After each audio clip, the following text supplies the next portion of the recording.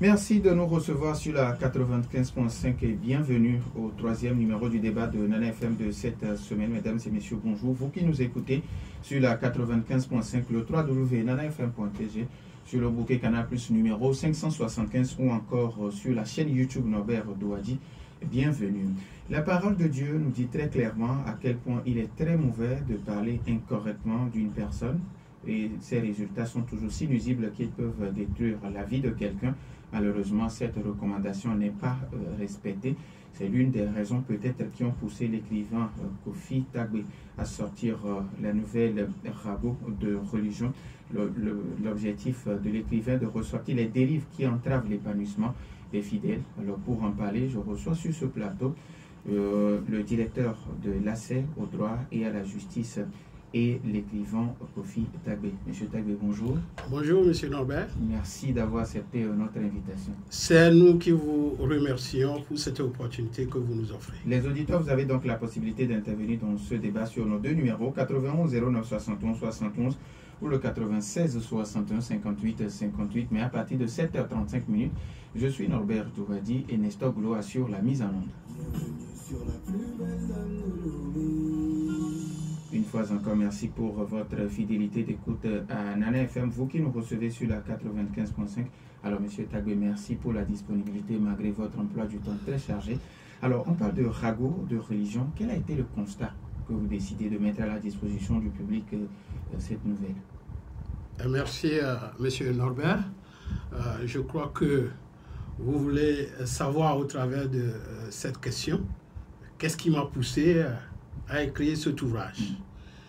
Il faut dire que vous conviendrez avec moi qu'aujourd'hui, dans nos sociétés, la religion, entendue comme croyance pratique, en relation avec le surnaturel, avec le sacré, avec la puissance divine, meuble la vie de tous les jours, de la naissance à la mort, pour ne pas dire même avant la naissance et même après la mort, tout le monde, ou bien on essaie de comprendre, de se réaliser avec l'appui du sacré, avec l'appui du surnaturel, si vous voulez, en un mot, avec l'appui de Dieu. Donc la religion est au cœur de notre vie de chaque jour. Tout ce que nous faisons est empreint de religion. Ça, c'est le premier constat. Mais le second constat, c'est que très souvent, on estime, nous qui sommes des adeptes des hommes, on se dit qu'on n'est pas suffisamment saints, on n'est pas des initiés pour pouvoir faire agir le surnaturel, pour faire intervenir Dieu. Et alors, on a recours à ceux que nous appelons, ou bien ceux qui se disent des élus, en un mot, des guides spirituels. Malheureusement, ces guides spirituels ne sont pas toujours sincères. Beaucoup d'entre eux ne sont là que pour des intérêts inavoués. Alors, on constate que les réalités religieuses se transforment en un instrument de profit, d'intérêt.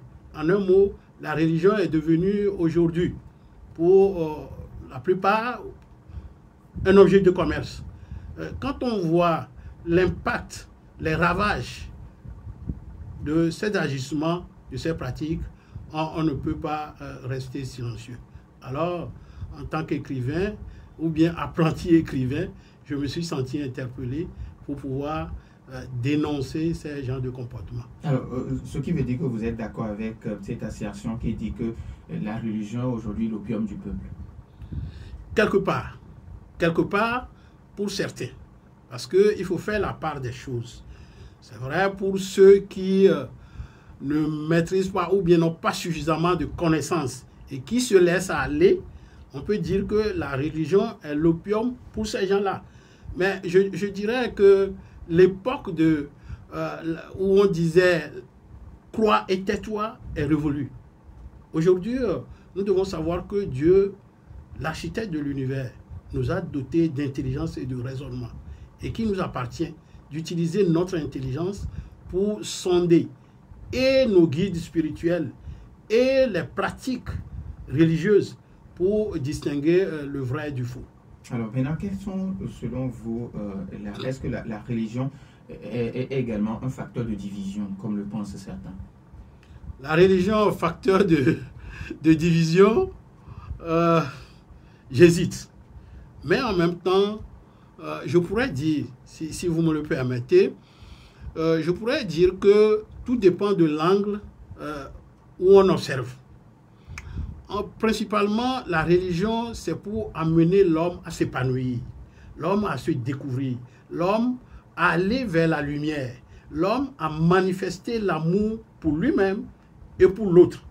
Et à ce titre, en réalité, la religion ne peut pas diviser. Mais malheureusement, que ce soit dans l'histoire ou bien aujourd'hui, d'abord dans l'histoire, on a observé que la religion a été utilisée comme un instrument de domination. Et à partir de ce moment, lorsqu'on l'utilise comme un instrument de domination, il ne peut qu'avoir un clash. Et lorsqu'il y a clash, automatiquement, il y a désunion. Donc ce sera un objet ou bien un instrument, une arme de division. Ou bien aujourd'hui, ce à quoi nous assistons, comme je l'ai dit tout à l'heure, toutes ces dérives, toutes ces exploitations des adeptes, des fidèles. Et quand nous parlons de religion, je ne parle pas que de la religion du christianisme. Quand bien même aujourd'hui, dans l'imaginaire collectif, on estime que quand on parle de religion, on pense automatiquement au christianisme. Non, je parle de toutes les religions. Donc, toutes les religions ont leur visage aujourd'hui défiguré, cicatrisé, marqué par ce que j'ai l'habitude d'appeler le virus de l'intérêt. Alors, maintenant, quelles sont les grandes articulations de l'ouvrage? Les grandes articulations, je ne parlerai pas de grandes articulations, étant donné que c'est un recueil de nouvelles. Je parlerai plutôt peut-être de l'idée générale et ainsi que des mots qui ont été dénoncés, certains des mots.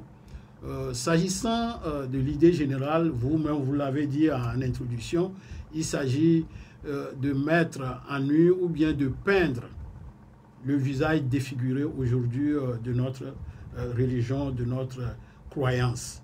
Il s'agit de mettre en exergue toutes ces pratiques, toutes ces dérives, toutes ces déviances dont nous assistons.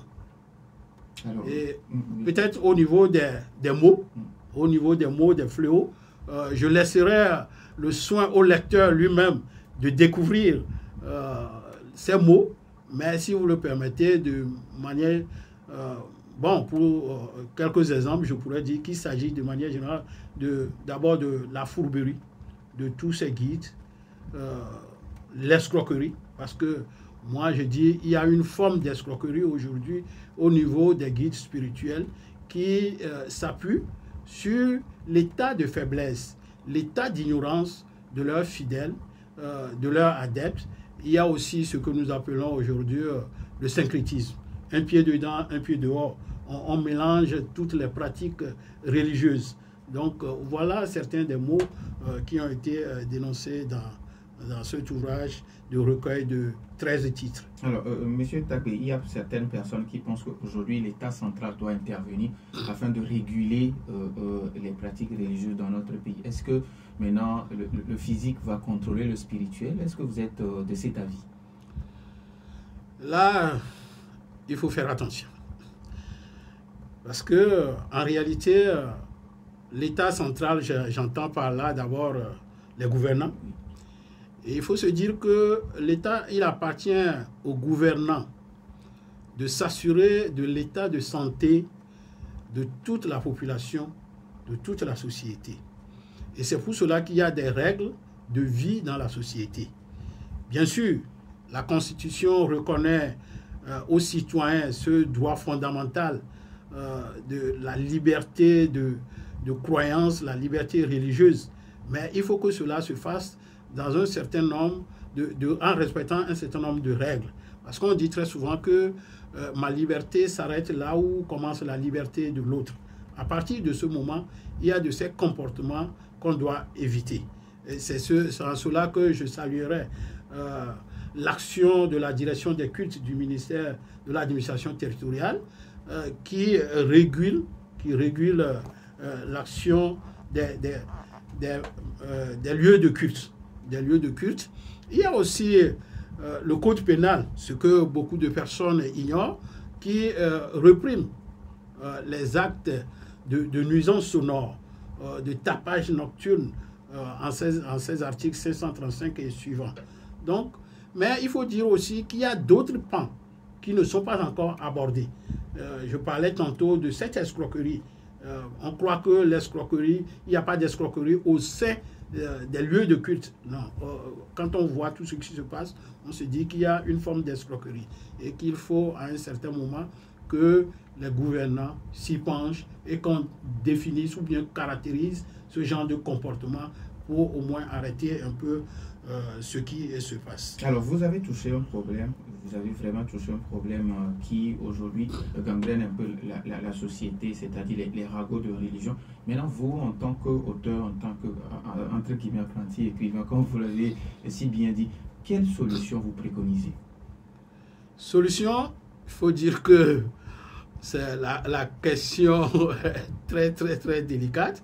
Délicate, comme nous le disions tantôt, que c'est un droit fondamental. La religion, la liberté de religion est un droit fondamental. S'il y a des solutions à préconiser, je dirais d'abord qu'il y a sur le plan général. Sur le plan général, la première piste, je dirais, est relative à l'action des leaders religieux et de leurs associations, à qui il appartient aujourd'hui, avec l'aide des gouvernants, en principe, de s'entendre sur les critères clairs qui définissent l'accès à leur profession. Parce que je me dis que c'est une profession, une noble profession. Il n'est pas donné à tout le monde d'être ministre de Dieu. Il n'est pas donné à tout le monde d'être ministre de Dieu. Et il leur appartient aujourd'hui aussi de dénoncer ceux-là qui transforment la religion en un objet de commerce, en une entreprise. J'avoue que quand j'assiste parfois à un certain nombre de comportements, ce qui est dans l'ouvrage, je reste sans voix. Donc, c'est premièrement l'action des leaders religieux et de leurs associations. La seconde piste, c'est au niveau des victimes ou bien des fidèles. Parce qu'aujourd'hui, nous sommes tous, je dirais, des victimes en sursis. Parce que chacun, quand on n'a pas la connaissance nécessaire, si vous me permettez, je ne parle pas que de la religion chrétienne, mais la parole de Dieu dit mon peuple périt faute de connaissance. Quand vous n'avez pas de connaissance, quand vous n'avez pas suffisamment d'informations, vous pouvez facilement succomber à la supercherie de ces vendeurs d'illusions.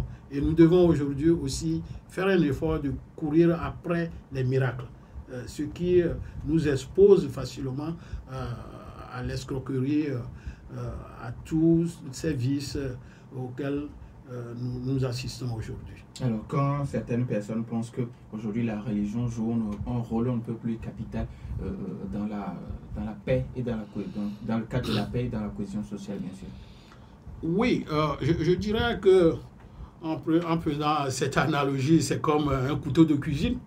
Je vais d'abord, avant que vous ne continuiez, je vais rappeler aux auditeurs que nous n'allons pas faire de pause. Donc, à partir de 7h30, vous pouvez commencer par nous appeler sur nos deux numéros 91 09 71 71 ou le 96 61 58 58. Ok, allez-y. Je dirais qu'on peut faire l'analogie, le parallèle avec un couteau de cuisine. Vous avez dit tout à l'heure que la religion est un facteur de division.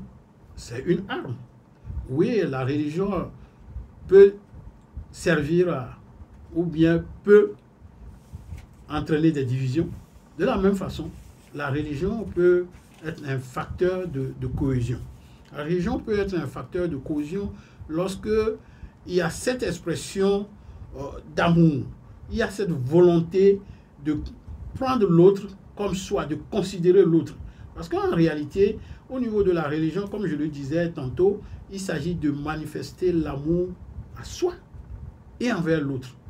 À partir de ce moment, si nous sommes ensemble, si nous manifestons de l'amour l'un pour l'autre, nécessairement il y a la cohésion, parce que ce que je lui ferai et qui amènerait à une désunion, à lui faire mal, on ne le ferait pas. Nous avons un premier auditeur en ligne, 91 09 71 71. Nana FM, allô? Allô, bonjour Robert. Monsieur Gallo, bonjour. Bonjour à votre invité. Bonjour mon frère. Des miracles que les gens mentent. Jésus a fait des miracles. Dans la Bible, il y a des miracles. Si vous oubliez des miracles, comment on peut avancer? Puisque Jésus même a fait des miracles. Merci, bonne journée. Merci et bonne journée à vous aussi. 91 09 71 71 pour le 96 61 58 58. Les auditeurs ont toujours la possibilité sur ces deux numéros. Alors, vous avez écouté M. Gallo qui parle de miracles. Oui. Ok, nous avons notre auditeur en ligne. Nana FM, allô? Oui, allô. Pélé, bonjour. Bonjour. Oui, allez-y, on vous écoute. Animateur. Alors, vous voulez parler un peu plus fort, soit vous bougez carrément, parce que j'ai du mal à vous recevoir. Allô. Oui, allô, oui, ok. Bon, avant de vous dire que la religion est pasteur de l'Église. Pratiquement, en fait, il y a les catholiques qui se passent. Allô? Oui, allô. Bougez carrément, parce que j'ai vraiment du mal à vous recevoir. Ah bon? Oui. Allô? Oui, allô? Je dis la religion, c'est pasteur de l'Église. Directement, le peuple, il y a plus et c'est un seul Dieu. Alors, je ne sais pas comment vous savez que c'est pas l'Église. C'est comment tu passes ça. Et pour aller, c'est ça que je voulais poser à vous. Qu'est-ce qu'on appelle l'homme de Dieu? Qui est l'homme de Dieu? Qui est le fils de Dieu? Et qui est l'homme de l'Église? Merci. 91 09 71 71 ou le 96 61 58 58 parce que nous avons notre auditeur en ligne. Alors, Monsieur Tago, vous avez suivi Monsieur Gallo et en plus Pélé. Monsieur Gallo qui vous demande, vous avez parlé qu'il faut souvent, surtout éviter de courir derrière les miracles. Et Monsieur Gallo vous dit que dans la Bible, Jésus même a fait des miracles. Oui, merci à M. Garo. Je crois qu'on ne s'est pas compris. Quand je dis de ne pas courir après le miracle, c'est une forme de prostitution. Par exemple, en matière de mariage, vous voulez avoir une femme, mais lorsque vous faites comme un papillon et que vous allez de femme en femme, là, vous faites de la prostitution. C'est ce que c'est ce que nous disons. Je ne dis pas que le miracle n'existe pas. Alors, je dis, il faut éviter de courir après le miracle. Lorsque vous voulez avoir nécessairement le miracle, alors vous risquez de tomber dans un piège. Pour ceux qui sont des vendeurs d'illusions, on assiste aujourd'hui à des miracles, de faux miracles. C'est ça le problème même. On assiste à des faux miracles. On assiste à des faux prophéties, de fausses prophéties. Il y a tout un tas de choses. Alors que Jésus avait guéri. Alors, Pélé qui pense aujourd'hui que parce qu'il y a plusieurs églises, donc la religion devient automatiquement un facteur de division. Bon, c'est vrai, dans mon ouvrage, à un certain moment, je me suis interrogé pourquoi il y a toujours des religions ou bien des églises qui se créent. Des églises qui se créent. Peut-être parce que chacun se dit, voilà, je suis l'original, moi ce que l'autre fait, c'est faux. Oui, et, nous avons notre auditeur. Nana FM, allô? Allô? Oui, Michel, bonjour. Oui, bonjour, M. Norbert. Oui, allez-y. Bonjour à notre invité. Bonjour mon frère. Moi, je pense que l'histoire de la religion a normalement comme objectif, de façon naturelle, l'amour, comme vous l'avez dit, l'amour et l'union entre les êtres humains. Mais qu'est-ce qu'on a constaté? C'est la religion plutôt qui a pu diviser, jusque même à la cellule de la plus petite cellule de la société qu'est la famille. On peut vous dire aujourd'hui que votre mère est sorcière. Or, c'est elle qui s'est occupée de vous jusqu'à ce que vous grandissez. Votre père est sorcier et c'est lui qui vous veut du mal. Donc aujourd'hui, franchement, sans langue de bois, la religion divise plus que cela unisse. Vous regardez même sur le plan politique, notre pays est bondé de religieux, notamment d'églises, de mosquées, de tout ça là. Mais regarde l'état de notre situation politique, la perversité partout. Donc c'est pour dire tout simplement que en réalité, originellement, c'est ça. Maintenant, dans les faits, c'est plutôt carrément le contraire. Merci. Merci et bonne journée. Merci et bonne journée. Nous avons un autre auditeur en ligne. NFM. Allô? Allô, bonjour monsieur le journaliste. Bonjour. C'est monsieur Komla Dagoué. Monsieur Komla Dagoué. Ok, monsieur Komla Dagoué, allez-y. Merci pour les invités. Oui. Merci. Ce qu'il y a, c'est que nous les Africains, nous avons des problèmes. Les colons nous ont trompés. Et regardez ce qui se passe. Qu'est-ce que les Blancs vont nous amener? Et puis ça va nous faire du bien. Regardez ce qui se passe aujourd'hui au Ghana. Je vais revenir sur la loi du homosexualité. Aujourd'hui, les Blancs imposent aux Ghanéens, si notre communauté, cette loi, ils ne vont pas avoir l'accès à 3,5 milliards de dollars. Ils nous imposent que l'homme et l'homme se marient, femme et femme se marient. Vous voyez, les Blancs nous vont nous amener ce qui vont nous avantager. Maintenant, je reviens directement à la question. Dans la Bible, moi j'ai lu la Bible, dans ma langue hébreu et la langue française, j'ai fouillé dedans bien.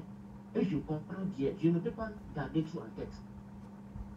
Concernant l'histoire de Jésus, d'abord même le nom là, nous ont trompé, c'est Emmanuel. Mais comment ils ont changé brusquement le nom dans le Nouveau Testament?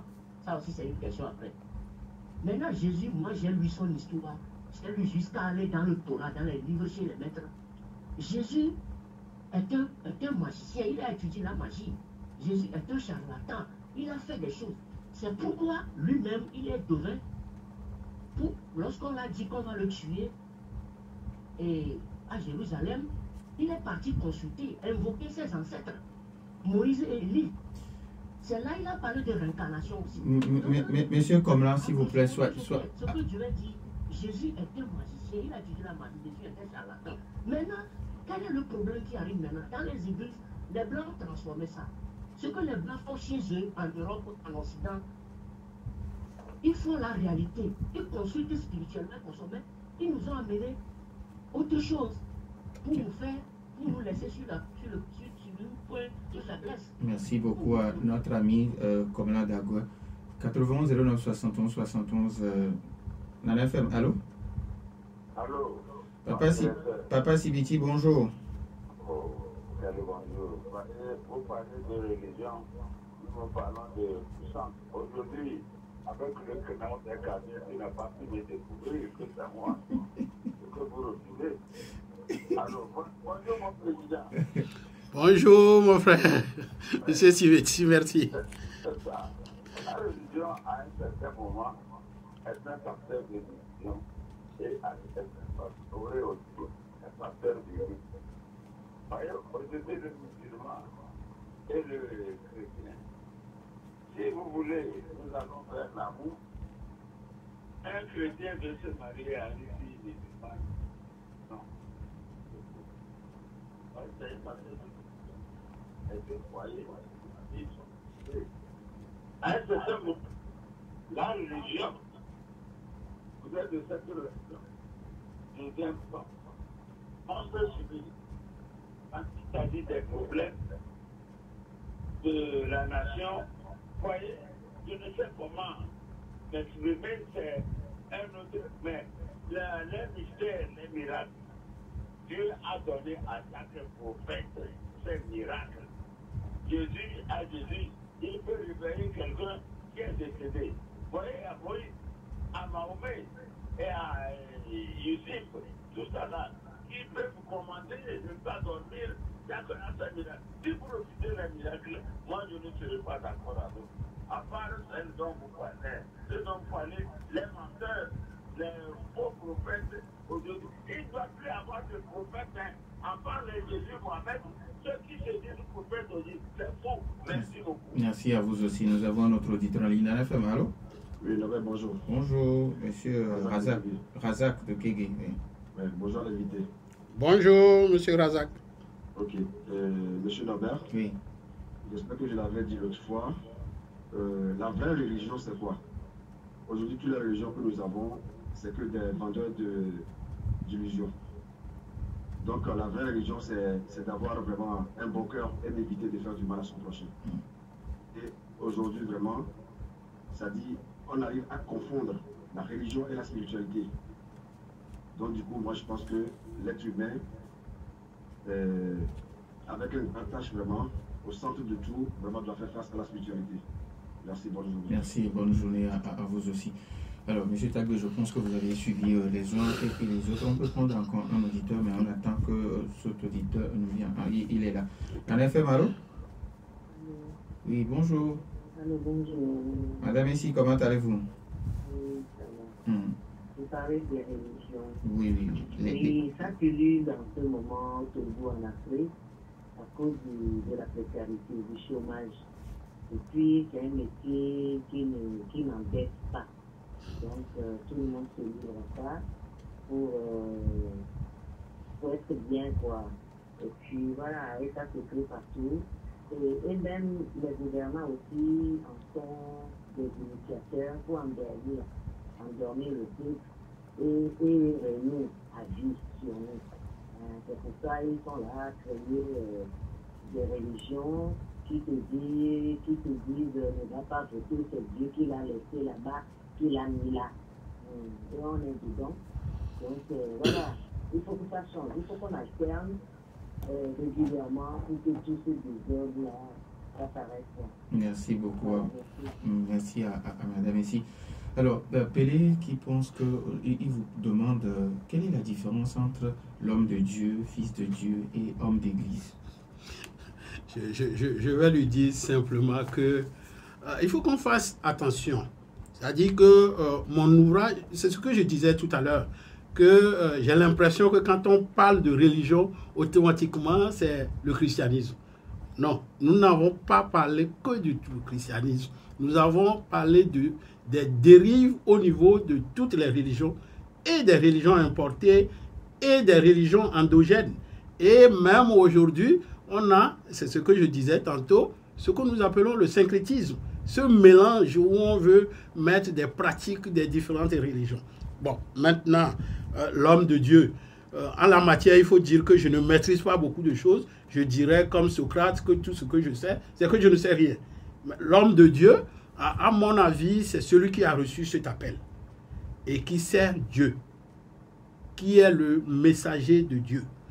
L'homme d'église, c'est celui qui crée son église ou bien qui défend bec et ongle les principes de son église qui sont peut-être son interprétation et qui sont peut-être en déphasage avec ce qui est écrit dans la Bible. Alors, quand Michel pense qu'aujourd'hui, la religion a même divisé les familles, la plus petite cellule de la société. Si, il a raison. Je crois que nous disons la même chose. Peut-être qu'il n'a pas encore lu mon bouquin, mais je lui recommanderais de lire le bouquin et il comprendrait ce que j'ai dit, ou bien ce qui est dénoncé. Quand on voit l'influence de la religion au niveau social, au niveau culturel, au niveau économique, au niveau politique, c'est-à-dire que les différents acteurs ont abordé ça. Mais la religion, si on embrasse tout, et même embrasse tout. Donc, la religion aujourd'hui est au cœur. C'est pour cela que je parle de l'analogie avec un couteau de cuisine. Le couteau de cuisine, lorsque vous l'utilisez pour couper les choses, pour faire votre cuisine, c'est un outil qui est utile, mais lorsque vous l'utilisez pour poignarder quelqu'un, alors, le but est détourné. Aujourd'hui, nous assistons au détournement de la fonction première, de l'objectif premier de la religion. Et c'est ce qui nous a amené, ce détournement qui nous a amené à crier haro. Il faut qu'à un certain moment, il faut que ça cesse. Alors, M. Komla Dagoua, qui pense qu'aujourd'hui, la religion qui définit la religion comme un moyen de pression des puissances occidentales. Nous l'avons déjà dit tout à l'heure. Quand on a utilisé la religion comme un moyen de domination, et pour vous dire que votre religion n'a pas de valeur, la religion endogène n'a pas de valeur, que c'est une chimère, donc, obligatoirement, elle peut diviser. Mais quant à savoir, tout le monde l'utilise à ses fins. On l'a détourné de ses objectifs. Les Blancs l'utilisent. la société, les pasteurs, Madame Essie a dit tout à l'heure que dans la religion, il n'y a pas de perte. C'est ce qu'elle a dit tout à l'heure. Alors, quand vous l'utilisez à vos fins personnelles pour atteindre un objectif qui n'est pas l'objectif premier, alors obligatoirement, elle est détournée et elle servira de facteur de division. De même, je dirais à certains égards, je ne suis pas spécialiste de la politique, mais c'est un constat qu'il a fait. Donc, je lui laisse la paternité de ce constat. Alors, quand la multiplicité des églises, madame, et s'y pense que c'est parce qu'il y a la précarité dans nos pays africains? Oui, nous le disons tantôt aussi, quand nous avons dit qu'il appartient aux leaders religieux de définir les critères clairs d'accès à la profession. C'est cela. Parce qu'on a l'impression que c'est devenu un exutoire. Un exutoire en ce sens que lorsque vous n'avez rien, vous êtes là, vous réfléchissez, vous vous entendez avec un groupe, on va créer notre église, on va créer notre lieu de culte, on va devenir un charlatan, on est ceci ou cela pour pouvoir aider les gens à se réaliser. C'est ça même. Donc on a l'objectif de chercher de l'argent. Et lorsque la personne n'a rien, il n'a pas de travail, très souvent, la tentation est forte de se transformer rapidement en guide spirituel. 91 09 71 71 ou le 96 61 58 58, on peut prendre encore deux auditeurs. Alors, monsieur Razak qui pense, ok, nous avons déjà notre auditeur en ligne. NFM, allô? Allô? Oui, bonjour. C'est monsieur Comme qui revient. Monsieur Comla, il n'est pas possible de revenir dans cette émission deux fois. Toutes nos excuses, on ne revient pas pour une deuxième fois. NFM, allô? Allô, l'auditeur est parti. Alors, monsieur Razak qui parle de vendeurs d'illusions, de la confusion entre la religion et la spiritualité. Est-ce que dans l'ouvrage, vous avez abordé ces aspects également? Oui, nous assistons à ça. Nous assistons, c'est un long voyage au travers de la religion. Ce que nous avons écrit, c'est un long voyage. Quand vous prenez, par exemple, Turpitude, un des récits, le titre d'un récit, vous verrez le voyage de l'héros, du personnage là-bas, qui fait un voyage au niveau de toutes les religions pour pouvoir avoir son miracle. Et vous verrez qu'il sera confronté à diverses choses jusqu'à la spiritualité. Parce qu'aujourd'hui, c'est vrai, il y a une distinction entre spiritualité et religion, mais les deux se rencontrent pour pouvoir faire agir le spirituel. Donc, c'est à ce niveau aussi qu'il y a le problème. Donc, je suis d'accord avec lui, c'est un constat, mais il y a beaucoup de vendeurs d'illusions comme il a constaté. Ça, c'est vrai. Et lorsque quelqu'un viendra prendre cet ouvrage, tous ceux qui l'ont déjà lu, qui ont été en contact avec cet ouvrage, on puisse se rendre compte de la réalité des faits que nous avons décrits. Alors, comme solution, certaines personnes proposent qu'aujourd'hui, pour être responsable de religion, avoir un lieu de culte, il faut un diplôme dans ce domaine. Oui, c'est vrai. Ça, c'est le Rwanda qui a... Non, mais il y a des gens qui font la proposition. Oui, le Rwanda a imposé cela qu'il faut avoir un diplôme universitaire. Oui, c'est un élément, c'est un des critères. Mais il faut se dire qu'aujourd'hui, quelque part, je suis d'accord avec Madame ici tout à l'heure, mais il faut dire aussi que c'est une question de morale, d'éthique. Et on ne va pas apprendre la morale ou bien l'éthique à l'université. C'est une question d'éducation de base et de comprendre que l'homme qui est appelé guide spirituel a après tout ou bien avant tout une mission et qui n'est pas là pour, comme on le dit entre guillemets, pour se servir, mais plutôt pour aider les adeptes, ceux qui n'ont pas encore atteint la lumière, ceux qui ne sont pas encore réalisés, de pouvoir les conduire sur le chemin vers Dieu. Je mets Dieu entre guillemets Dieu, que ce soit l'architecte de l'univers, que ce soit le surnaturel, que ce soit le sacré ou bien la puissance divine. Donc, conduire les autres vers cette lumière-là. Alors, aujourd'hui, si vous l'avez si bien dit qu'il faut que les associations qui se chargent des religions, que ces associations travaillent également. Est-ce que quand vous avez sorti l'ouvrage, est-ce que déjà certaines personnes vous ont fait des remarques, des appréciations de part et d'autre? Parce que vous avez touché un sujet sensible. Oui, vous le dites, c'est un sujet sensible. Ce sujet est d'une actualité, comme certains l'ont déjà dit, c'est une actualité brûlante. Et tout le monde est conscient aujourd'hui de ce que nous vivons. Le ressenti de la population, l'opinion des uns et des autres converge vers de ce que nous avons dit. Et tous ceux qui ont été en contact, tous ceux qui ont pris cet ouvrage, ils l'ont apprécié. Ils l'ont apprécié parce que il ne faut pas se le cacher, je suis dans un milieu chrétien, je suis chrétien, et en écrivant cela, pour la plupart, pour certains, c'est pour sonner l'alerte, dire aux leaders religieux, nous devons tous nous convertir. Et pour le peu de retour que j'ai, cet ouvrage est bien apprécié. Nous avons un dernier auditeur en ligne, Nana FM. Allô? Oui, allô. Oui, bonjour. Vous le savez déjà que ce n'est pas possible, Michel. Malheureusement, ce n'est pas possible, ça vous le savez déjà. Alors, maintenant, quel doit être votre message à l'endroit des fidèles? Parce que tout de suite, on a chargé un peu, s'il faut le dire, les responsables religieux. Maintenant, quel doit être le rôle des fidèles? Oui, le rôle des fidèles, c'est très clair. Hein? Je disais tantôt que Dieu nous a donné l'intelligence. Bien du moins, comme certains n'aiment pas, quand on dit Dieu, ils croient que nécessairement c'est le Dieu des chrétiens. Peu importe le nom qu'on donne.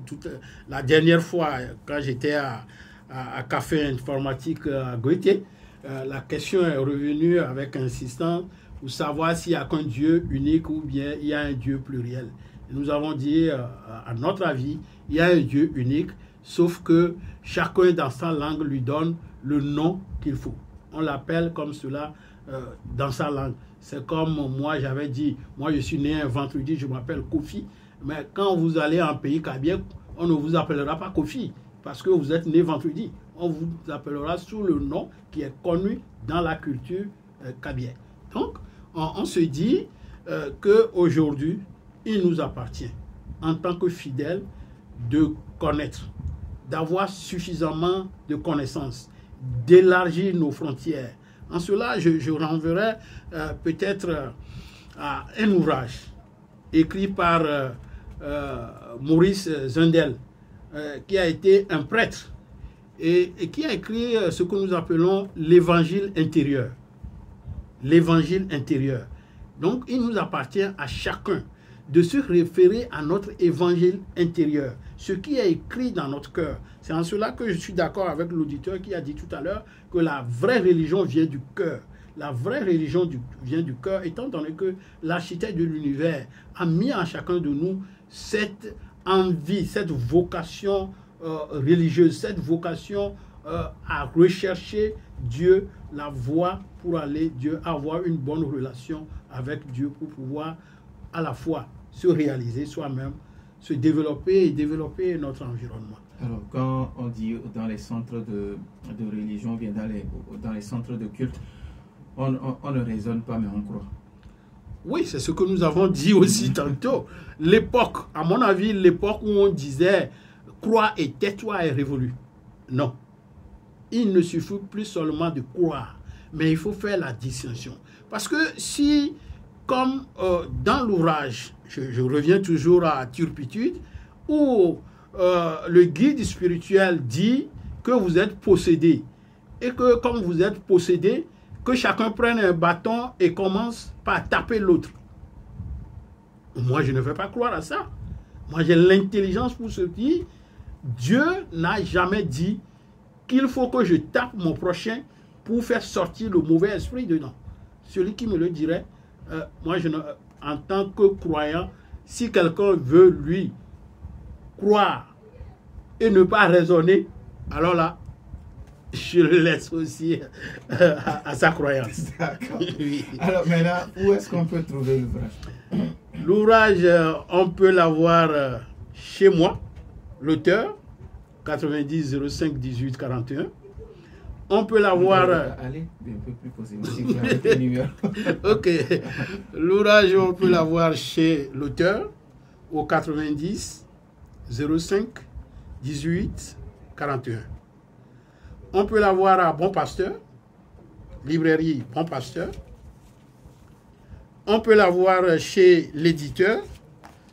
L'éditeur, ça fait 91 82 72 20. 91 82 72 20. Alors, je rappelle aux auditeurs que vous êtes également directeur de l'accès au droit et à la justice. Dans ce cadre, vous allez revenir, vous promettez revenir sur ce plateau. On va parler un peu d'accès au droit et à la justice. Merci à M. Kofi Tagui, écrivain et auteur de l'ouvrage Ragot de religion. Merci également à vous, chers auditeurs, pour votre fidélité d'écoute à Nana FM. Merci à Nestor Glo pour la mise en onde. Je m'appelle Norbert Douadi. Bonne suite de nos programmes.